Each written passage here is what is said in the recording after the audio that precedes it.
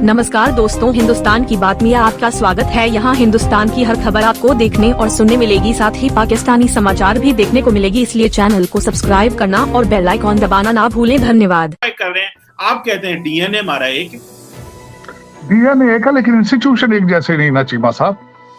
भारत के इंस्टीट्यूशन उनका standard of education is much better than us. मैं यहाँ पे वॉशिंगटन डीसी में कई बच्चे आपके देखे जो एमबीए की डिग्रियां लेकर आए हैं, 2 लफ्ज इंग्लिश में नहीं लिख सकते। आपके लॉ स्कूलों में आज तक आपका लॉ पहले उर्दू में पढ़ाया जाता था, आज का तो मुझे पता नहीं। तो मुझे ये बताएं कि आपके जब स्टैंडर्ड ऑफ एजुकेशन ही कोई नहीं है, आपको स्टारबक्स के स्पेलिंग ही ना आते हो आधे पाकिस्तानियों को, तो आपको सीओ कैसे लगाना होगा? मैंने उनके बारे में मैंने रिसर्च पढ़ा उनके बारे में, मेरे लिए खुद शॉकिंग था। और मैं क्या यार, अगे बड़े ने सीईओ इंडियन ने एक पीस और आ गया। लेकिन उसमें बात ये है सर, उनका वो लंदन में बड़ी अच्छी कंपनी को चला रहे थे वो, लेकिन दूसरा अमेरिका के अंदर फैशन भी है, और दूसरा इनका quality of education is much better. तालीम पर तवज्जो है उनकी, हमारी तवज्जो पैसे पे होती, फोकस अलग अलग है। और उनका हमारा आज, पहले मैं जब जवान हो रहा था चीमा साहब, बचपन में पढ़ रहा था, हर किसी से पूछा जाता वो क्या बनना है, वो कहते थे जी मैंने डॉक्टर बनना है, क्योंकि उसमें डॉक्टर शार्ट थे, पैसे अच्छे बनाते डॉक्टर। उसके बाद हमारे डीएमजी ग्रुप वाले सीएसएस करके वो छापने लग गए पैसे, तो इस वक्त हर बच्चा कहता था जी मैंने डीएम, और डीएमजी तो थोड़े से होने यार। अच्छा, उसके बाद आईटी का तमाशा चला कुछ दिहाड़े, तो वो कुछ दिन तो उनके पीछे पड़ गए। आज तक किसी ने कभी सोचा कि मैंने तालीम भी लेनी है तालीम याफ्ता बनने के लिए? हमने जब तालीम को ज़रब दे दी है डॉलरों के साथ कि इसके बाद बनना क्या है, अब हम तालीम को तालीम समझ के नहीं लेते। हमारा स्टैंडर्ड ऑफ सक्सेस क्या है? हमारा पैमाना सक्सेस का है, अच्छी गाड़ी अच्छा घर, बस इससे ज्यादा कोई, और बल्कि ये भी नहीं अच्छी गाड़ी अच्छा घर। हमारा पैमाना कि हराम की कमाई कितनी है यार, उतली की नहीं कमाई आ रही। चाहे वापदाज क्लर्क लगा हो, मेरा ख्याल अच्छे पैसे कमा रहे हो, दिस इज पैमाना हमारी आमदन का ही है। और वहां पे लोग जो है उनका मैंने देखा है सेटिस्फेक्शन। मैंने अमेरिका में आके देखा है कि लोग पीएचडी करके किंडरगार्टन में टीचर लग जाते हैं, क्योंकि उन्हें शौक होता है बच्चों को पढ़ाने का। हमारा होता है कि हम पीएचडी करके देखो ये बनता की निकलता की, पैसे क्या बन पैसे जो है वो इंडिया से पीछे रह गया। I don't understand what is the shouting about. ये पागल हो गए हैं, ये एक से इतना नफरत करते हैं कि they've lost their minds. सीमा साहब, इस पे मैं ब्लेम करूंगा लीडरशिप पर। देखिए, कौमों के लीडर हमेशा अगर उनको सही डायरेक्शंस में लीड करें तो उसके रिजल्ट इस तरह के आते हैं जिस तरह की आप बात कर रही हैं। बल्कि इसको भी मैं कहूंगा कि मैंने रिसेंटली मोदी साहब ने अपने लोगों से जब स्पीच दे रहे थे, मैंने उसके बारे में एक आर्टिकल पढ़ा कि उन्होंने कहा कि 2047 तक हम भारत को एक डेवलप्ड कंट्री बनाने के लिए मेरी मदद करें। देखिए, 2 चीजें होती हैं। जब ये जुनून होता है कौमों के अंदर, कौमियत जब आ जाती है, जाग जाती है, तो फिर वो हर हर्डल को क्रॉस कर जाते हैं। इंग्लैंड में इस वक्त जो है वहां भी पॉलिटिकल इंस्टेबिलिटी है, बोरिस येल्सिन का जो क्राइसिस है वो है, और दूसरा महंगाई, इन्फ्लेशन और कोविड के साइड इफेक्ट्स, और ये सारी चीजें जब आप इकट्ठी करते हैं तो उसमें स्लो डाउन आ जाता है।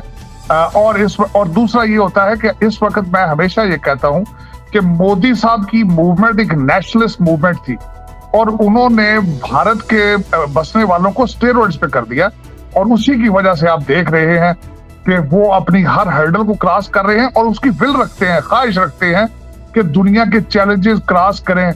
वहां उनकी जो पिछले दिनों सदर का इलेक्शन हुआ, जिस खातून को उसमें प्रेफर किया गया उसको देखें आप, और उसके बाद उनका स्पेस के अंदर जाना भारत का इस वक्त, और दूसरी चीजें जब देखते हैं तो उसमें नजर आता है मोटिवेशन। They are charged. इस वक्त मोदी साहब ने ये जरूर किया है कि वहां लीडरशिप में आके उनको चार्ज कर दिया है। They are on steroids and high volt battery है उस पे, और नेशनलिज्म, ये सारी चीजें उनको प्रोवाइड कर रहे हैं, और उसमें वो दे आर स्पीडों पे है। अफसोस के साथ आप खैर कह रहे हैं हमारा डीएनए तो सेम है, आप उनकी बात करते हैं, वो तो 1947 से हमसे अलग हुए। चाइना हमसे बाद आजाद हुआ है, और उसके बाद अगर देखना चाहते हैं चाइना हमारे बाद आजाद हुए, आप देखें तो बांग्लादेश को देखें, वो तो 73 में 70s में हमसे हटा है, वो आगे जा रहा है। मुझे तो अब लग रहा है अफगानिस्तान भी आपसे आगे चला जाएगा, क्योंकि जिस तरीके से उनके हालात हैं, करेंसी आपकी उनसे बेहतर है।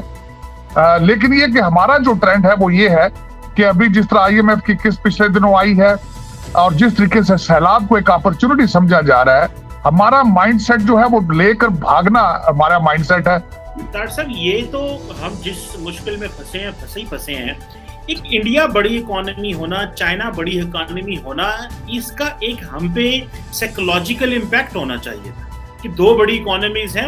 वो साढ़े पंजाबी मुहावरा है ना, वो आंदे ने शरीकां दा मुंह लाल होवे तो अपना पिट के कर लेता है। मतलब ये कि बंदा मेहनत करता है, दूसरों को देख के करता है। तार साहब, आप तो वॉशिंगटन रहते हैं और देखते हैं कि किस तरह जो है वो इंडियन जो डियास्पोरा काम कर रहा है। सुनने में आया है कि जो स्टारबक्स का जो चीफ है वो कोई इंडियन ओरिजिन के आ गए हैं। तो तार साहब, ये कोई पाकिस्तानी ओरिजिन के लोग कहे बस समय की बात है। वो ये बात सारी बात है, ये पहे जो है ना, ये वो कहते हैं भूखे एडी जल्दी सौखी जो है ना वो नहीं जानी। तो चीमा साहब, मेरे वाले साहब दो चीजें कहते थे बेटा, एक तो पंजाबी का मुहावरा वो कहते ढिड भर गया अखां नहीं पियां रजदियां, एक ते दूजा हड्डियां दी भुख नहीं जाती, हड्डियां च भुख रही रहती है। आप चाहे आपके पास बिलियंस बैंकों में पड़े हों, लेकिन मैंने अक्सर देखा है कि लोग होटलों में जाते हैं तो कंडोमेंट्स उठा के जेबों में डालते हैं, टिप देने के लिए वो पीछे हट जाना, वेटर्स के साथ बदतमीजी करनी, तो बैंक मिलियंस पड़े होते हैं। लेकिन और मेरे वाले साहब थे, वो ये फरमाते थे कि 3 नस्लों में तालीम खुल के आए, 3 नस्लों में फिर नफासत आती है, या 3 नस्लों में पैसा खुल के आए तो फिर नजाकत आती। तो हमारा वो अभी सिलसिला है, प्रोसेस उसमें गुजर रहे हैं। लेकिन हम 1947 से हमारी भूख नहीं जा रही, हम वी आर सेल्फ सेंटर्ड लोग। और दूसरा, इसमें मैं पाकिस्तानियों को ब्लेम नहीं करूंगा, मैं पाकिस्तानी लीडरों को ब्लेम करूंगा। लीडर रोल मॉडल होते हैं। आप देखें महात्मा गांधी लीडर थे, वो भी लंदन से पढ़कर आए थे। किस तरीके से आके उनका हुलिया देखें कि वो किन लोगों के लीडर हैं, उन्होंने उसी तरह अपना रूप बना लिया था। आप नेहरू के बारे में बायोग्राफी उनकी पढ़ के देखें। हमारे कायदे आजम के बाद कोई दूसरा लीडर बताएं जिसने आज तक हमें लीड किया हो, जिसने आज तक डायरेक्शन दिखाई हो। और हमने कायदे आजम के साथ क्या किया, हमने मोहतरमा फातिमा जिन्ना के साथ क्या किया। हमारे कायदे आजम सिर्फ 1 साल भी नहीं गवर्नर जनरल रह सके, हमने उनकी डायरेक्शंस, उनकी तालीमात को छोड़ दिया। हमने अपने इस्लाम को हम अपने इस्लाम को समझने की कोशिश नहीं करते, हम उसकी फिलॉसफी को छोड़ के उसके रिचुअल पे जोर ज्यादा है। लेकिन ये मैं इसमें यही कहूंगा कि हमारी लीडरशिप का जो है, लीडर अब देखें जिस तरह लोग कहते थे अगले दिन भी कोई लुफाकी, ये बात तो ठीक है कि कायदे आजम या महात्मा गांधी लंदन से भारत आए थे। He's a disaster. एक बहुत बड़ी अनहोनी हो गई है साउथ एशिया में कि इंडिया ने बर्तानिया को क्रॉस कर दिया है और इंडिया इस वक्त 5वीं बड़ी इकोनॉमी बन गई दुनिया की। भाई, जब तक इस दुनिया में पैसे हैं, पाकिस्तान में कुछ भी हो सकता है। ताहर साहब, हमने और इंडिया ने इकट्ठे आजादी हासिल की थी। ये क्या हुआ कि इंडिया आज बर्तानिया को क्रॉस कर गया जिससे आजादी ली थी, और हमारे सारे फेडरल मिनिस्टर एयरपोर्ट्स पे खड़े हुए हैं और वो